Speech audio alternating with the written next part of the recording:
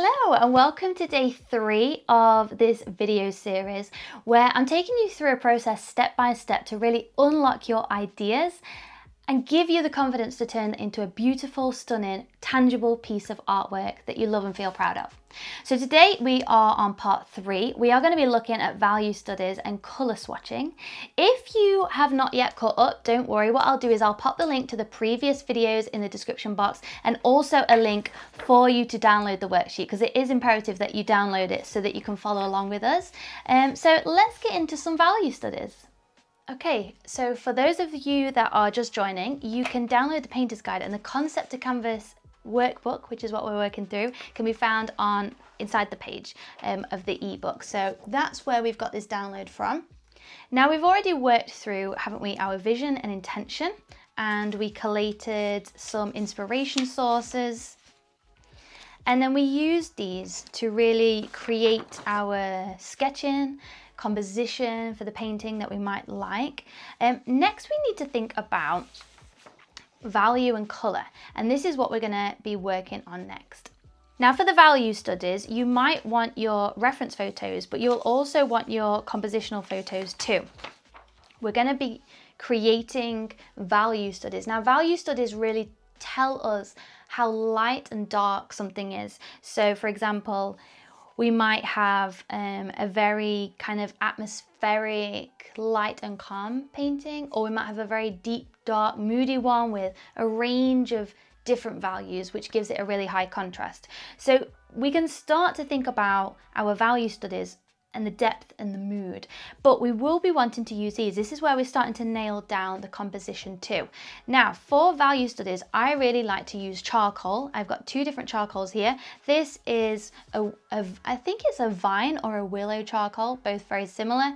It kind of just goes on really nicely, but you can also kind of smudge it and it also rubs off really easily.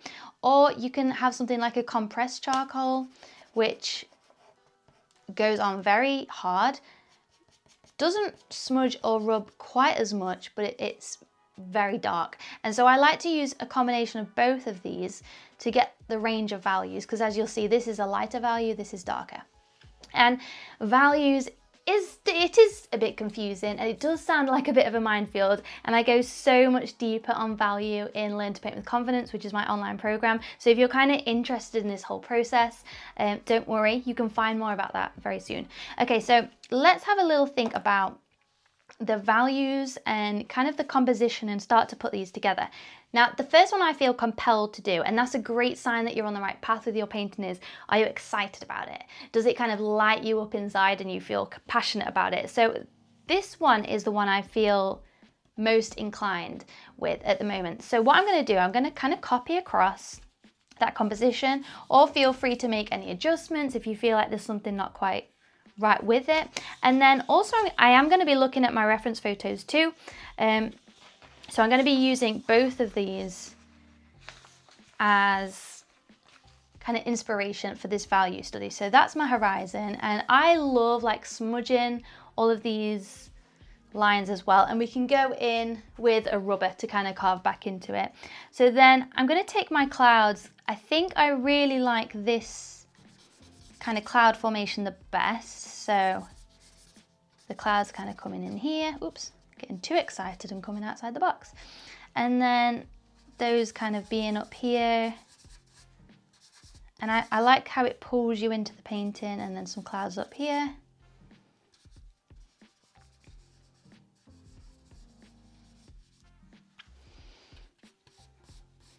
And then the sea kind of coming in from the side and even in from the bottom as well. That sea spray. And so you can kind of see it's very similar to this, but it gives it a lot more, there's a lot more to it, as in we can really start to imagine it. It helps our brain start to imagine it, and that's what's great about a value study. So then I'm going to go in with my compressed charcoal and put in those really dark areas that I want. So just some shadows, and it's important not to go too hard with this. We don't want to add like a ton of dark. Well, you can if you want it to be that kind of mood. I kind of want it to feel quite peaceful, so I don't want to go too stormy. But something like this is really nice. And also I feel like, and this is the beauty of the value study. Now looking at this, I really love it. I really feel lit up by it, but there's a problem with this that I'm feeling, and I feel like this corner is too light. It just feels too light. So then I take myself back to the reference photo and I notice that in the reference photo, the corner is dark, which is really kind of crazy that my eye just feels like, oh, something's not quite balanced about this. So then I can go in the corner and add some dark again. I can think, okay, now my eye feels back in, it's drawn back into the painting again. Yeah, if you feel like you need to just erase a little bit, you can just, you know, take an eraser in there. This Vine charcoal erases quite easily, so you can kind of pick out any highlights again. You might think, oh, I want, you know, to be little highlights here, and you feel free to add that on, that's fine. While I'm here, I'm just gonna tidy up my box. Okay, so that's kind of one example of a value study. So it's kind of taking all the bits and condensing it again. You can see how we're getting closer and closer with each page of this worksheet. We're getting closer to our painting. Okay, so that is one example. To be honest, I think I'm going to go with this because I love it. But if you are toying with two ideas, let's just go ahead and try something new. Let's try something different. Let's go with this kind of reference photo with the horizon. I think it was a mixture of this one, but I added a sun and I didn't want the sun. So I'm going to do this one that we did originally, but it's more like this one. So I'm going to add the horizon line in here because I remember with this photograph, I really loved like the waves, and it would be kind of cool to be able to capture all that whitewash and all those layers of like where the water reaches the sand. It would be quite fun to play around with all those reflections. And then we could probably have some clouds, but I don't know, I might not want to go too far down that route. And then I can take in my darker one to kind of pop in those darker areas.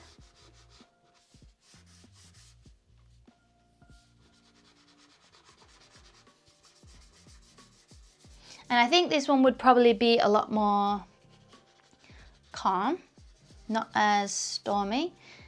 And then I'm also going to take my eraser just to pull back some of the shading. So it would be really nice actually to capture those sort of all the waves in the sea spray. Oh, I'm torn now. I think I'm going to stick with my gut, but this is what's beautiful about this, and this is how you can start to build a collection of paintings as an artist as well, because you start to do this and you end up feeling passionate about all of them, and then you have a whole library of these value studies that you can then go create into paintings. Also, I've just noticed that my lines are a bit wonky, so sorry about that if you're OCD. So let's have a look at color palettes now. So again, I'm going to use this. Let's get rid of those because they're a bit distracting for the color section. So I'm going to use these ones here. So these are the pictures that I picked out to inspire my color palette, and this is the color palette here. Now I know it can be so tempting to just dive into color in the painting, but color is one of those things that it's actually very difficult to keep it condensed, to keep it restrained, because we see all these paint colors in the art shop, and such minimal changes to a color mix can change it drastically. And so I think this is almost one of the most important parts of creating the plan. And I totally understand if you feel like, I don't want to waste paint, so I don't want to do this part. But let me tell you this now, the biggest waste of paint is skipping this section, because then in the actual painting, that's why you might end up kind of creating all these color mixing and none of it ends up being right, and you end up mixing colors you don't want, and then you have to go back over it, and it's a real headache. So this literally saves paint, and it saves all of that angst in the process. So the colors I'm using to mix is titanium white, quinacridone magenta, vat orange, Hansa yellow, and phthalo blue green shade. As you can see, this is all in the golden acrylics range. But to be honest, feel free to use whatever you've got. And also you might be painting something completely different to me. So if you're painting flowers, you might not want to use all these colours. And actually you don't need much paint for this part, but I'm just putting down, you know, an amount so that you can see my palette, because if I end up doing tiny things, you're not going to be able to see properly. So don't feel the need to squeeze, you know, a ton of paint out if you're worried about using your paint up. Just a little bit is fine. I was thinking, oh, that lid's gone. I'll find that later. Okay, so I've got my palette, I've got my paintbrush, I've got some water here, a big old hefty tub of water, and I've got a paper towel. I'm just going to dampen off my brush. The brush I'm using here is a flat edge, which is one of my favorite brushes to mix with because it, you know, keeps a lot of color. And you know, I wouldn't necessarily be using something like a tiny little brush for mixing with, or you can also use a palette knife if you prefer. It doesn't really matter too much. So color palettes, I'm kind of going to go through, seeing as there's 3 blocks, and again, you don't have to fill them all out if you feel very certain on your color choices, but I may as well, because I've got 3 kind of inspirations, I may as well take them and move them into each row. So this top one's going to be the first one. Now this one, what I really loved about it was the muted colours. So I'm just going to pick out the colours that I could see. And this is such a great hack for having colour palettes in your paintings that really inspire you. Is just taking a painting that you love. It can be from another artist, or it can be from AI even, or it can be just from Pinterest, just a photograph, anything. You can take a colour palette from anywhere. So let's start off with this blue that's on the ocean as a reflection. So I'm going to start off with my phthalo blue. Now color mixing is a really tricky thing, and so for those of you that aren't confident color mixing, this bit is going to feel particularly tricky.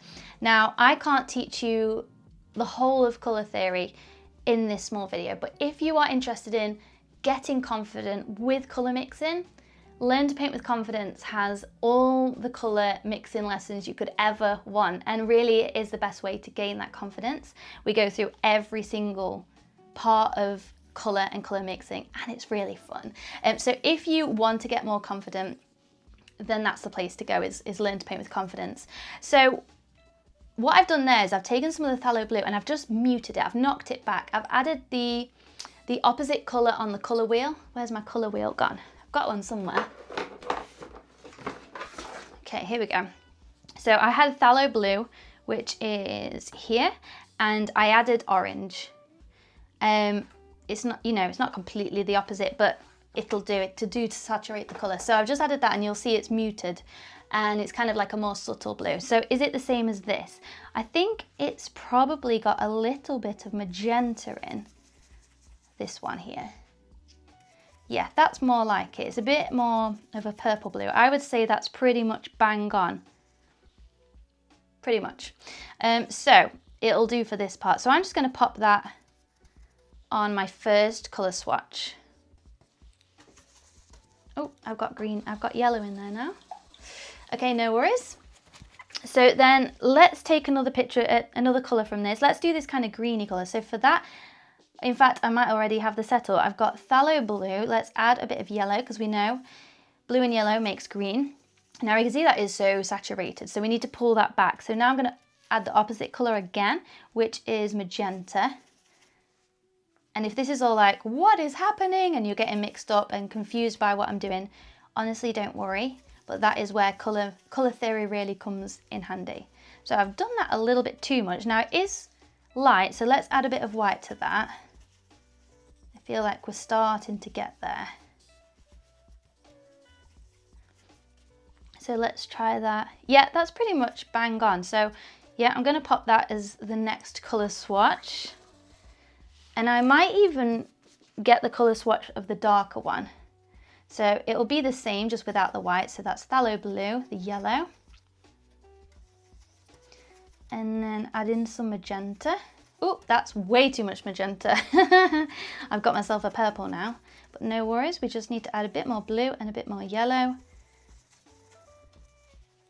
And this can take quite a long time actually. So give yourself that kind of grace of taking that time. It's probably one of the most lengthier parts of this process.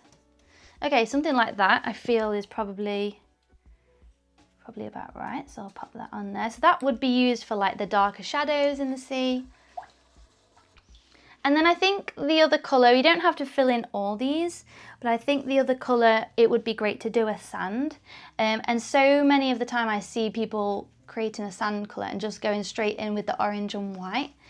But obviously, we don't really want to be using that as a sand. So let's add in a bit of yellow to that and a bit of blue.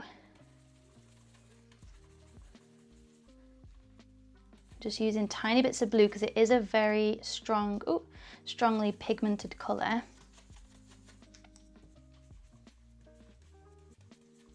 And then we're going to add some white. And it's just going to be a case of bouncing back and forth between these colours with minimal differences. Okay, I feel like that's pretty much there. It's a little bit too orange still. So I think perhaps add a little bit of yellow. In fact, I feel like adding some of this green might help. I think that's probably about right.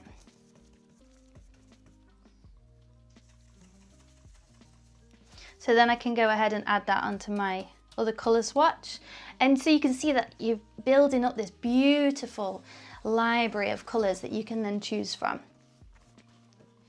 Okay, and then I might add some white into this kind of green, perhaps add in a little bit of the blue. And a lot of the white, because I think that would be really nice as the white kind of foam on the sea from the wave. So there's one colour palette, and I'm going to go ahead and do this for each one. I don't think I'm going to film the whole process because it will take me a while. So what I'll do, I'll speed up the video so that you can see the kind of like the last results. And I really do encourage you to do this on your own. It will take us all very different times. So pop some music on and have fun with colour mixing.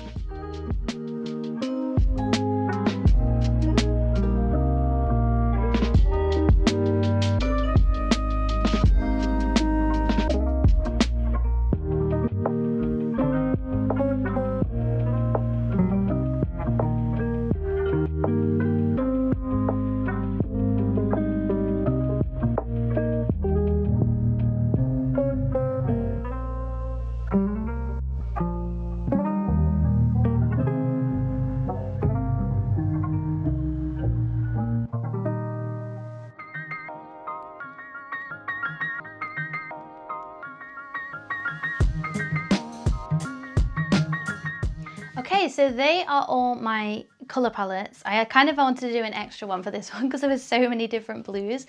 But each row kind of goes along, and I've just taken the colours from each kind of inspiration photograph that I've seen and created a bit of a colour palette. So I don't know if it's very clear on video, but each of these is a single colour palette. So we're not going to include all of these colours, we're just going to choose one line, and that's going to be our main colour palette. So we can kind of sit and think about it and see which one kind of ignites us the most. And next, in the next video, as part of this challenge, we are going to be moving on to the final plan for our painting and actually completing our painting together. So that's going to be super exciting, and I'll see you in the next video.